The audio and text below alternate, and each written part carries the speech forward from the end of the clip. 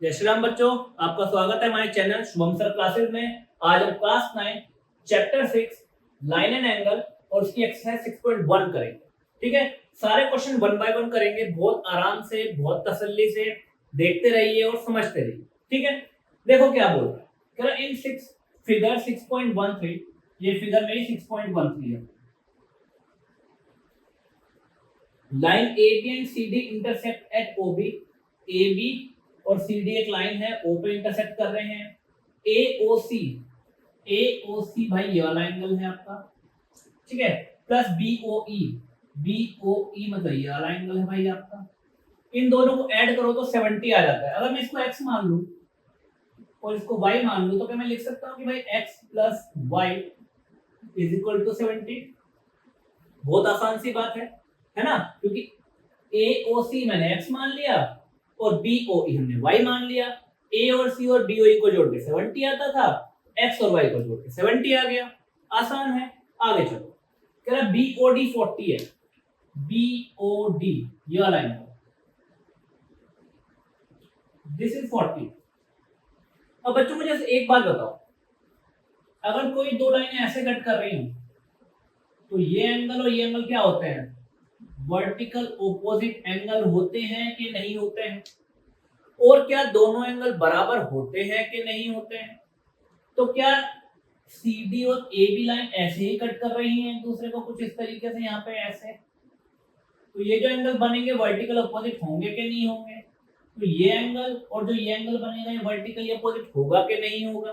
तो क्या हम लिख सकते हैं angle BOD is equal to angle AOC is equal to 40 degree. दोनों 40 डिग्री के ही होंगे, ये 40 तो वो भी 40। और ऐसा क्यों होगा, हम लिख भी देते हैं कि भैया ये वर्टिकली अपोजिट एंगल। तो मैं यहां से ये भी लिख सकता हूं कि भैया मेरा x तो इज इक्वल टू कितना आ गया बच्चों? 40 डिग्री आ गया। बहुत बढ़िया बात है, x 40 आया तो y कितना आ जाएगा?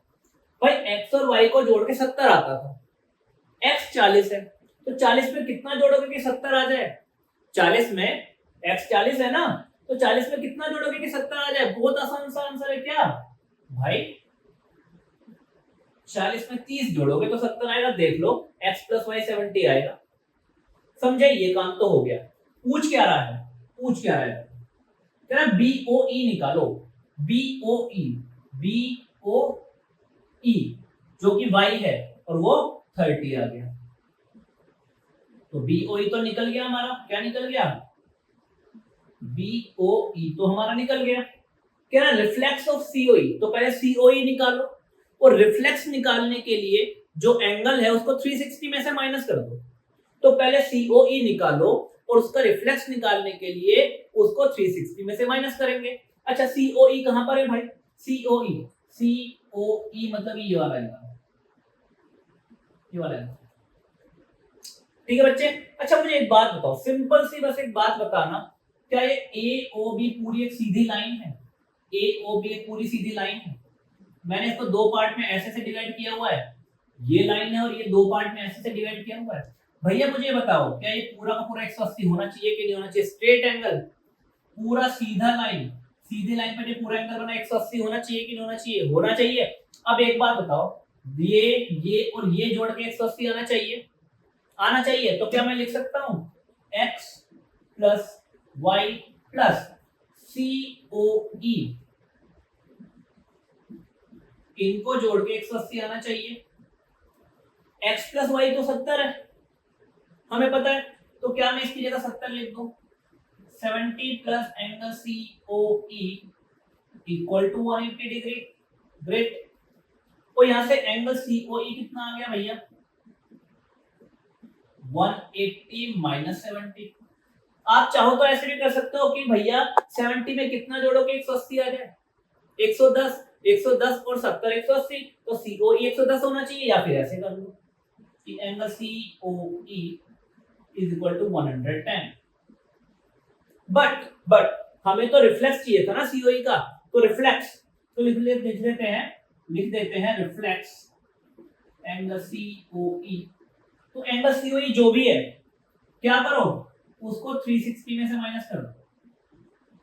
360 माइनस 110 माइनस करोगे, 0 में से 0 गया तो 0 बचा, 6 में से 1 गया तो 5 बचा, 3 में से 1 गया तो 2 बचा। This is 250 degree. समझ में आ गया क्वेश्चन आपको? बहुत आसान था और बहुत आसान तरीके से आपको कराया गया। आगे चलते हैं। कह रहा है इन फिगर 6.14, ये मेरी फिगर 6.14 है भाई। Okay, X Y and M N intersected O. X Y ये वाली लाइन है, ये वाली लाइन, एम एन ये लाइन है, दोनों स्ट्रेट लाइन है और ओ पे इंटरसेक्ट करते हैं। If angle POY 90, POY this is 90, और एंगल ए और एंगल बी का रेशो 2:3 है, ए और बी का रेशो 2:3 है, तो भाई एंगल सी निकाल। कह रहा है भाई फाइंड एंगल सी, ये पूछ रहा है बेटा। यहाँ पे बस मैं आपको थोड़ा रेशो का कॉन्सेप्ट बताऊंगा जो कि बहुत इंपॉर्टेंट है, क्योंकि रेशो का कॉन्सेप्ट या क्वेश्चंस आपको आगे आते रहेंगे। अब आप आराम से समझो रेशो का पार्ट। पहले रेशो समझ लेते हैं। मान लीजिए दो नंबर है 10 एंड 15। मैंने कहा इनका रेशो फाइंड करो। आपने कहा सर 10/15, 5 2 10, 5 3 15। अब ये और नहीं कट सकते सर, तो आपने कहा सर ये तो 2:3 आ गया। मैंने कहा बिल्कुल सही बात है। इसका मतलब ये नंबर ओरिजिनली क्या थे, 10 और 15। जब इनका रेशो निकाला तो वो क्या आया, 2:3। अब मुझे एक बात बताइए, आपने 10 था, इसको 5 2 10 लिख सकते हो। 15 था, इसको 5 3 15 लिख सकते हो। अब ये जो दो नंबर में सेम पार्ट था 5, ये 5 आपने काट दिया था और ये बचा था 2:3। कुछ ऐसी ही बात थी। अच्छा, एक और नंबर ले लेते हैं, मैं ले लेता हूं 6/8। आपने कहा sir 2 3 6, right, and 2 4 8, right. Sir 2 को मैंने काट दो और ये आ गया 3/4, मतलब कि 3:4। यहां से भी ऐसे ही करते, 2 3 6 एंड 2 4 8 काट के 3:4 लिखते हैं। तो बेसिकली मैं कर क्या रहा हूं, मैं कर रहा हूं इन दोनों नंबर में जो कॉमन मल्टीपल था वो मैं हटा देता हूं, और फिर वो रेशियो बन जाता। और अगर इस नंबर में वापस वो कॉमन मल्टीपल मल्टीप्लाई कर दूं, जैसे कि 2 में 5 मल्टीप्लाई कर दूं तो ये 10 बन जाएगा, 3 में भी 5 मल्टीप्लाई कर दूं तो 15 बन जाएगा। तो जो चीज मैंने हटाई थी दोनों के पास से, अगर उसी नंबर को वापस मल्टीप्लाई कर दूं तो ओरिजिनल नंबर आ जाएगा। समझ रहे हो ना, ओरिजिनल नंबर आ जाएगा। तो यहां पर देखो A/B जो है वो 2:3 है, बट इस 2 में से भी कोई नंबर मल्टीप्लाइड था, वो हटा दिया होगा आपने। इस 3 में भी कोई नंबर मल्टीप्लाइड था, वो भी हटा दिया होगा आपने। वो नंबर क्या था मुझे नहीं पता, पर जो भी था दोनों में सेम था। ऊपर भी 5 नीचे भी 5, ऊपर भी 2 नीचे भी 2, दोनों में सेम नंबर मल्टीप्लाइड था। ओके, अब क्या मुझे तो नहीं पता भाई 2 में क्या मल्टीप्लाइड था, तो मैं मान लेता हूं कि जो मेरा A है वो 2x है, क्योंकि इसमें कोई x नंबर मल्टीप्लाइड रहा होगा और ये मेरा ओरिजिनल नंबर आ गया। ऐसे ही जो B है वो मेरा 3x है, क्योंकि B में भी वही नंबर मल्टीप्लाइड रहा होगा जो 2 में था। तो मेरा A ओरिजिनल नंबर 2x आ गया, B ओरिजिनल नंबर 3x आ गया। अब मैं संतुष्ट हूं कि मेरा A और B पता लग गए, पर मेरे A और B तब तक पता नहीं लगेंगे जब तक ये x ना पता लग जाए। जब तक ये x नहीं पता लग जाता। अब देखो बेटा भाई, ये तो पूरा एक स्ट्रेट एंगल ही है, 1 2 3, इन तीनों को जोड़ के 180 आना चाहिए। ये वाला पार्ट तो 90 है, तो ये वाला भी 90 बचा ना मेरे भाई। तो मतलब ये A और B को जोड़ के भी 90 आना चाहिए। तो आप क्या बोलोगे कि A plus B is equal to 90 degree. A plus B कितना हुआ, 2x प्लस 3x, मतलब 2x plus 3x is equal to 90 degree आ गया बच्चे। यहां से क्या पता लगा, 5x is equal to 90 degree आ गया बच्चों। x इज इक्वल टू आ गया 90/5, कट करा तो 18 आ गया, 18। अब आप a और b दोनों पता लगा सकते हो ना, x की वैल्यू पता लगते a और b दोनों आ गए, मतलब a के पास से भी 18 रहा होगा वो हटा दिया होगा, और 3 के पास भी 18 रहा होगा वो हटा दिया होगा। अगर रेशो निकालने बैठोगे अभी भी तो 18 से 18 कट देगा, 2:3 आएगा। बट अब मुझे रेशो नहीं नंबर चाहिए। 18 तो 36, 18 या 54 54, ठीक है। बट ए और बी तो निकालना ही नहीं था, निकालना तो सी था, निकालना तो ये सी था बच्चों, ये सी निकालना था। अब एक बात बताओ, क्या ये लाइन आपको सीधी दिख रही है, ये वाली? तो और ये अगर एंगल लेओगे सीधा का सीधा, तो क्या बी और सी को जोड़ के 180 आना चाहिए कि नहीं आना चाहिए बच्चों? आना चाहिए। यहाँ पे कर लेते हैं। तो मैं क्या बोल रहा हूँ कि भाई b plus c is equal to 180। क्यों? क्योंकि ये दोनों लीनियर पेयर बना रहे हैं, क्योंकि ये दोनों लीनियर पेयर बना रहे हैं। अच्छा, b कितना है आपका 54, तो मतलब 54 plus c is equal to 180, और c कितना आ जाए 180 माइनस 54। सही बात है भैया जी, ओके। 180 में से 54 माइनस करोगे तो c कितना आएगा 126। और आप चाहो तो यहाँ पे भी कर सकते थे कि 54 में से क्या जोड़ो जो 180 आ जाए, तो 54 में 126 जोड़ो, 126 ऐड करो, 180 आ जाएगा। This is the value of c, यही आपकी c की वैल्यू। समझ में आया? रेशियो वाला कॉन्सेप्ट समझ में आया बेटा? अगर आपको फिर एक बार इस बात को नोट कर लो, अगर आपको दो नंबर मान लो x रेशियो y दे रखा है 3:7, तो भाई ये रेशियो तब आया होगा जब 3 में से और 7 में से कोई सेम नंबर काट दिया गया होगा। तो आप क्या करोगे, x को 3p मान लो और y को 7p मान लो इन दोनों में p हटा दिया गया था। अच्छा, अब इस टाइम यहाँ पे x मत ले लेना बेटा, क्योंकि x ने ऑलरेडी इंट्रोड्यूस करा है, तो कुछ और लो, कुछ और ले लो, p q r a b c d कुछ भी ले लो, x मत लो। समझे? Concept clear? चलिए वीडियो को पॉज कीजिए और क्वेश्चन को नोट डाउन कीजिए। आइए बच्चों देखते हैं तसल्ली पूर्वक क्या बोल रहा है। इन फिगर 6.15 ये फिगर, एंगल PQR, भाई PQR आपका ये है, एंगल PRQ आपका ये है, दोनों बराबर है, दोनों बराबर। तो क्या मैं ये मान लूं कि भाई ये भी x है, ये भी x है, दोनों सेम है ना, x और x मान लो, a और a मान लो, b और b मान लो, कुछ भी मान लो, ठीक है, ओके। कह रहा प्रूव करो एंगल PQS, भाई PQS ये बाहर वाला एंगल, PRT ये बाहर वाला एंगल, ये दोनों बराबर है, आपको ये प्रूव करना। अच्छा ये बात बताओ बेटा, बस मुझे इतनी बात बता दो, एक सीधी लाइन है और यहाँ पे मैं इसे ऐसे डिवाइड करता हूं, इस एंगल का सम क्या 180 आएगा, क्योंकि ये पूरा स्ट्रेट एंगल बन जाएगा। और इसको आप लीनियर पेयर भी बोल देते हो, आप इसको लीनियर पेयर भी बोल देते हो ना बेटा। एक बात बताओ मुझे, क्या ये वाली लाइन आपको सीधी दिख रही है, सीधी एकदम, और इसको दो पार्ट में डिवाइड किया जा रहा है यहां से, तो क्या इन दोनों का सम 180 आएगा? आएगा। तो हम क्या बोल देंगे, angle PQS plus x, PQR जो x है इज इक्वल टू 180 डिग्री। इसमें किसी को कोई दिक्कत है तो बताओ? बिल्कुल सिंपल सी बात है, इन दोनों को जोड़ो तो 180 आएगा, क्योंकि सीधी लाइन है। ओके, अच्छा सेम काम यहाँ पर भी देखो बेटा, ये एक सीधी लाइन है, इसको दो पार्ट में डिवाइड किया जा रहा है, इन दोनों को जोड़ के 180 आएगा, क्योंकि लीनियर पेयर बनेगा, है ना, क्योंकि लीनियर पेयर बनेगा। बिल्कुल सेम यही चीज दिख रही होगी ना आपको यहाँ पे। तो क्या मैं यहां से लिख सकता हूं कि एंगल PRT प्लस x, ये t है आपका, है ना, ये रहा t plus x is equal to 180 degree. Second equation. अब आप एक बात बताओ बच्चे, ये भी 180, ये भी 180, ये भी 180 और ये भी 180, तो दोनों बराबर होंगे ना, दोनों बराबर होंगे कि नहीं? तो क्या मैं लिख सकता हूं कि from equation 1 and 2, equation 1 and 2 से angle PQS plus x is equal to angle PRT plus x, बराबर है।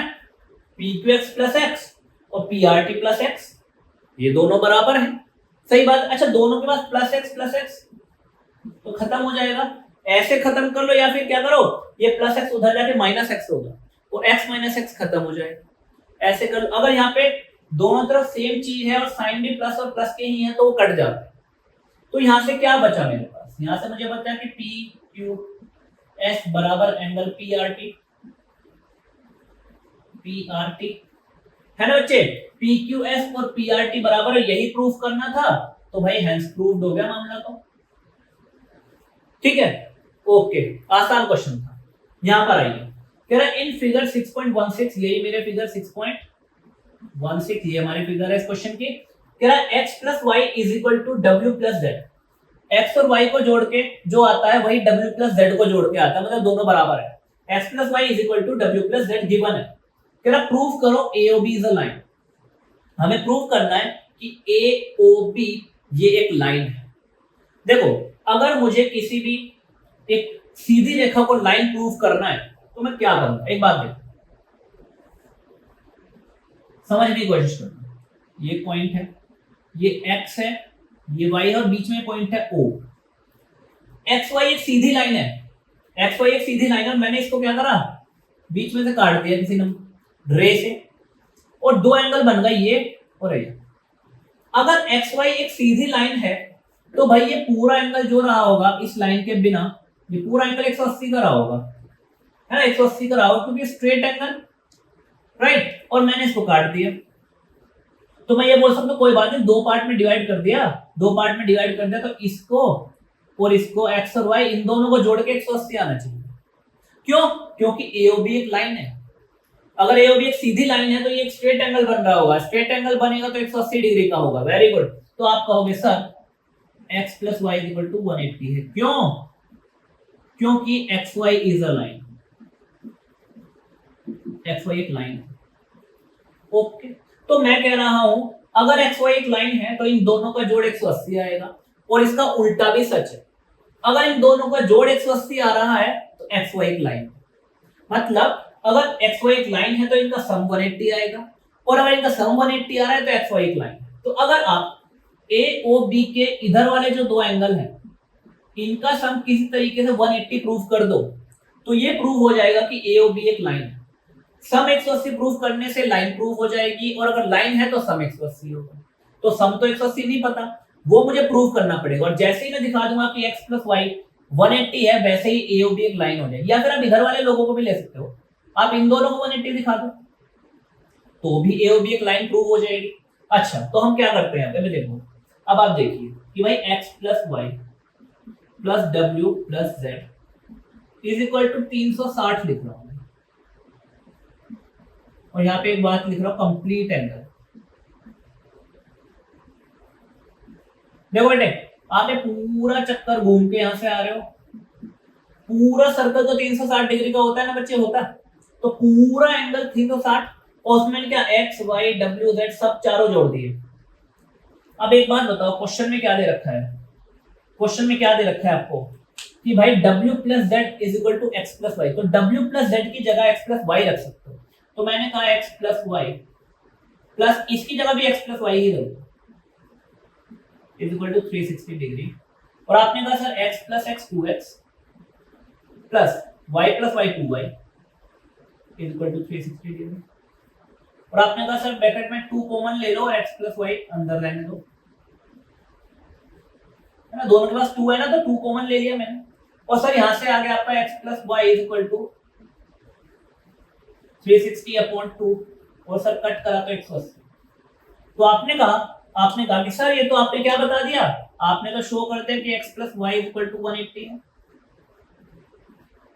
And it is a linear pair. तो x प्लस वाई क्या हो गया, लीनियर पेयर बन गया। तो हम क्या बोल देंगे, x and y is a linear pair, linear pair, hence AOB is a, और इसी वजह से क्या है, AOB ये लाइन है, क्योंकि लीनियर पेयर तभी बनता है जब एक सीधी लाइन हो, लीनियर मतलब स्ट्रेट, जब एक सीधी लाइन हो तभी लीनियर पेयर बनता है, इसीलिए AOB is a line, AOB एक लाइन प्रूव होगी।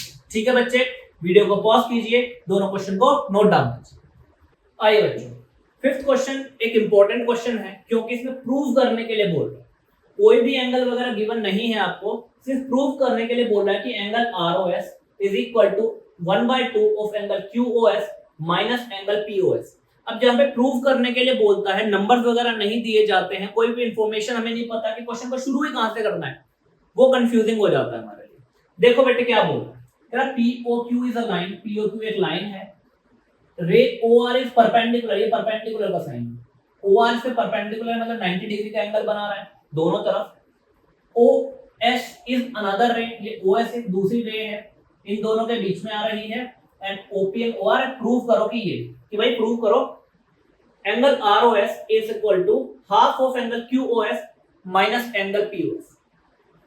देखो जब प्रूविंग वाला पार्ट आता है तो आपको सिर्फ एक काम करना है, जो रामबाण है हर प्रूविंग के क्वेश्चन के लिए 9th 10th 11th 12th जहां पर भी प्रूव करोगे वहां पे यही कॉन्सेप्ट से क्वेश्चन करना शुरू करना है, आप कभी मात नहीं खाओगे।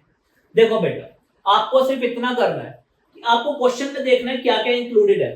एंगल आरओएस इंक्लूड है, एंगल क्यूओएस इंक्लूड है और एंगल पीओएस इंक्लूड है। तो आपको क्या करना है, एक लॉजिकल इक्वेशन बनानी है इन एंगल्स को यूज करके। जैसे कि देखो मैं एक काम कर सकता हूं, देखो पीओएस ये वाला एंगल है, आरओएस ये वाला एंगल है। अगर मैं ये लिख देता हूं कि पीओएस और आरओएस को जोड़ के 90 डिग्री आता है, क्योंकि ये 90 है तो वो भी 90 होगा, तो अगर मैं लिख देता हूं पीओएस और आरओएस को जोड़ के 90 डिग्री आता है तो कोई गलत बात थोड़ी है, लॉजिकल बात है ना। तो अगर आप ऐसी कोई भी लॉजिकल इक्वेशन बना सकते हो तो वहीं से आपका सॉल्यूशन शुरू होगा, वहीं से आपका सॉल्यूशन शुरू होगा। मैं सिर्फ इतनी बात लिख रहा हूं, मैं सिर्फ इतनी बात लिख रहा हूं कि angle POS plus angle ROS equal to 90 degree. मैं कुछ गलत नहीं लिख रहा, मैं सिर्फ एक लॉजिकल बात लिख रहा हूं कि भाई पीओएस और आरओएस को जोड़ के 90 डिग्री आ रहा है। मैंने ये बात सिर्फ इसलिए लिखी क्योंकि मेरे प्रूफ में पीओएस भी है और आरओएस भी, मैंने सिर्फ इसलिए वाली बात लिखी और कोई मतलब नहीं था इस बात को लिखने का। इस सिर्फ एक लॉजिकल इक्वेशन बनाई जिसमें मेरे वो दोनों एंगल हैं जो मेरे प्रूविंग में यूज हो रहे हैं। अच्छा अब एक बात और देखो, प्रूविंग में क्यों है, क्यूओएस भी है, क्यूओएस ये वाला एंगल है भाई, क्यूओएस ये पूरा एंगल क्यूओएस है आपका। एक बात बताओ, एक बात, अगर इस पूरे एंगल में से आरओएस को हटा दिया जाए, क्यूओएस में आरओएस इतने एंगल को हटा दिया जाए तो कितना बचेगा, सिर्फ इतना, और ये कितना है 90 डिग्री। तो मैं अगर ये बोलूं कि क्यूओएस में आरओएस को हटाने के बाद सिर्फ 90 डिग्री बचता है तो कोई गलत बात बोल रहा हूं क्या? तो क्या अगर मैं ये बोल रहा हूं कि एंगल क्यूओएस में से माइनस आरओएस को माइनस करने के बाद 90 डिग्री बचता है, मैं कुछ नहीं कर रहा हूं, मैं सिर्फ उन एंगल्स को यूज करके जो मेरे प्रूविंग में पूछे गए हैं उनको यूज करके कुछ लॉजिकल इक्वेशंस बनाता जा रहा हूं। प्रूव अपने आप हो जाएगा, प्रूव अपने आप हो जाएगा। तो पीओएस और आरओएस को जोड़कर 90 बनता है और क्यूओएस में आरओएस को हटा के 90 बनता है, सीधी सी बात। अच्छा एक बात बताओ बेटा, इस हिसाब से तो भाई ये पूरा पार्ट और ये पूरा पार्ट आपस में बराबर आ गए कि नहीं आ गए, वो भी 90 ये भी 90, तो दोनों को इक्वल रखा जा सकता है, बताओ रख सकता हूं दोनों को इक्वल। तो मैं क्या कर सकता हूं, मैं बोल रहा हूं फ्रॉम इक्वेशन 1 एंड 2, पहली और दूसरी इक्वेशन से मैं ये वाली बात बोल सकता हूं कि भैया angle POS plus angle ROS equal to है angle QOS minus angle ROS. बताओ सही बात है, वो भी 90 है ये भी 90 है, दोनों बराबर, ठीक है। अच्छा देखो मेरे प्रूफ में जो चीज प्रूफ करनी है वहां पे आरओएस एक साइड है, तो मैं क्या करता हूं आरओएस को एक साइड ले जाता हूं, बाकी सबको दूसरी साइड ले आता हूं। तो मैंने क्या करा, मैंने सिर्फ इतना करा कि एंगल आरओएस, ये माइनस का आरओएस था ना, इसको भी उधर लेकर गया, प्लस का आरओएस बन गया इक्वल, ये एंगल क्यूओएस है, क्यूओएस माइनस पीओएस इधर प्लस का था ना, इधर आएगा तो माइनस का पीओएस हो जाएगा। सिर्फ इतना करा, आरओएस को उधर और पीओएस को इधर लेकर आ, आरओएस में आरओएस जोड़ोगे तो क्या हो जाएगा, 2 आरओएस हो जाएगा भाई।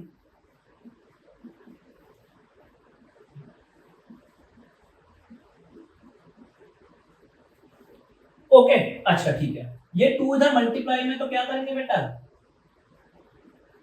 Angle QOS minus angle POS divided by 2, ऐसा लिख देंगे। अब इस डिवाइडेड बाय 2 को आप चाहो तो ऐसा भी लिख सकते हो इंटू 1/2, इधर ना लिख के आप चाहो तो इसको इधर भी इंटू 1/2 लिख सकते हो, बात तो वही है, इस पूरे के नीचे 2। और अब आप देखो जो आप लाना चाहते थे वही आ गया, ROS equal to 1/2 QOS minus POS. Proving में सबसे मेन पार्ट बेटा यही है कि मैं अपने क्वेश्चन को सॉल्व करना शुरू ही कहां से करूं वही समझ नहीं आता, तो शुरू वहां से करो जो भी आपको प्रूफ करने के लिए दे रखा है उन चीजों को इंक्लूड करके कोई भी एक लॉजिकल बात बोल दो कि भाई पीओएस और आरओएस को जोड़ के 90 हो रहा है, तो मैंने वही करा कि पीओएस और आरओएस को जोड़ के 90 लिख दिया, यहां से क्वेश्चन को शुरू करा मैंने। अच्छा ऐसा मत बोल देना कि भैया पीओएस और आरओएस को जोड़ के 180 हो रहा है, बात लॉजिकल होनी चाहिए, सही होनी चाहिए बात, और वहां से क्वेश्चन को स्टार्ट कर दो, है ना। ट्राई करो कि जो आपके क्वेश्चन में एंगल्स दिए हुए हैं वही एंगल यहाँ पे भी आए, तो अपने आप ही आंसर ठीक आ जाएगा। सही बात है ना। ओके, आगे भी यूज होगा, आगे tan theta cos theta trigonometry वगैरह सब कुछ यूज होगा, उसमें भी यही कॉन्सेप्ट आपको इस्तेमाल करना है कि भैया चीजों को लेके लॉजिकल इक्वेशन बना दो। ओके, अब यहां पर आ जाओ, इधर तो फिगर गिवन थी, या फिगर गिवन नहीं है, कह रहा है it is given that X Y Z angle 64 है,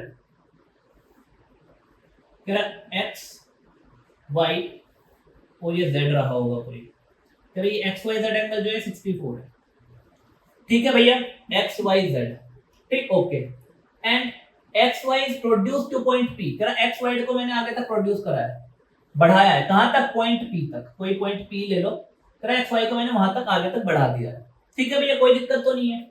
draw a figure from the given information, मैंने इस इंफॉर्मेशन से ये फिगर ड्रॉ कर ली, कह रहा if ray Y Q bisect angle ZYP ये है, कह रहा YQ एक रे है, YQ एक रे है जो ZYP इस पूरे एंगल को बाइसेक्ट करती है, मतलब दो पार्ट में डिवाइड करती है, तो कह रहा YQ जो रे है ना, ये YQ जो है ये इसको दो पार्ट में बराबर डिवाइड कर देती है, दो पार्ट में बराबर मतलब दोनों बराबर, ये x तो वो भी x, ये काम कर देती है। अब क्या बोल रहा है, फाइंड एक्स वाई क्यू निकालो, एक्स वाई क्यू मतलब कि ये पूरा एंगल निकालो। अब आप कह रहे हो ये पूरा एंगल निकालने का मतलब 64 में x को जोड़ दो, आ जाएगा, मैंने कहा ठीक है, 64 में x को जोड़ने के लिए x को निकालना पड़ेगा, तो आप कह रहे हो सर निकाल दो ना, P Y Q is a line, देखो हमने क्या कहा था, ये सीधी लाइन खींची तो इसी को आगे कर दिया, तो ये पूरी लाइन है, ये तो ये पूरा का पूरा एंगल कितना हुआ, 180 का हो गया कि नहीं हो गया, ये पूरी लाइन है तो ये एंगल 180 का आएगा कि नहीं आएगा, मतलब 1 2 3 इनको ऐड करता हूं तो इट विल बिकम 180 डिग्री, तो मैं क्या ये लिख सकता हूं कि भाई x plus 64 is equal to 180, क्या मैं यहां से ये लिख सकता हूं कि 2x plus 64 is equal to 180 degree, क्या मैं यहां से लिख सकता हूं कि 2x is equal to 180 minus 64, 180 में 60 गया तो 120 बचा, 120 में से भी 4 गया तो 116 बचा, इक्वल टू 2x, और अगर यहां से मैं x निकालना चाहता हूं तो यहां से x आएगा 116 का आधा, सही बात है, और इसको कट करेंगे तो 2 5 10 बचे कितना, 1 2 8 16, तो 58, x आपका आ गया 58। अच्छा आप क्या निकालना चाहते थे, आप निकालना चाहते थे एंगल XYQ विच इज, जो कि 64 में x को जोड़ने पे आता है, 64 प्लस x 58, 8 4 12 2 1 कैरी 6 और 1 7 5 12 112 डिग्री आ गया। रिफ्लेक्स ऑफ QYP मतलब ये QYP तो ये हो गया भाई x का रिफ्लेक्स ऑफ QYP यहाँ पे निकाल देते हैं, रिफ्लेक्स एंगल QYP, तो क्या करो 360 में से QYP जो कि x है, QYP जो कि x है, तो 360 में से x को माइनस कर दो, x कितना आया था आपका 58 माइनस कर दो, अच्छा 60 में से 58 गया तो 2 बचा, तो ये एंगल आ जाएगा 302,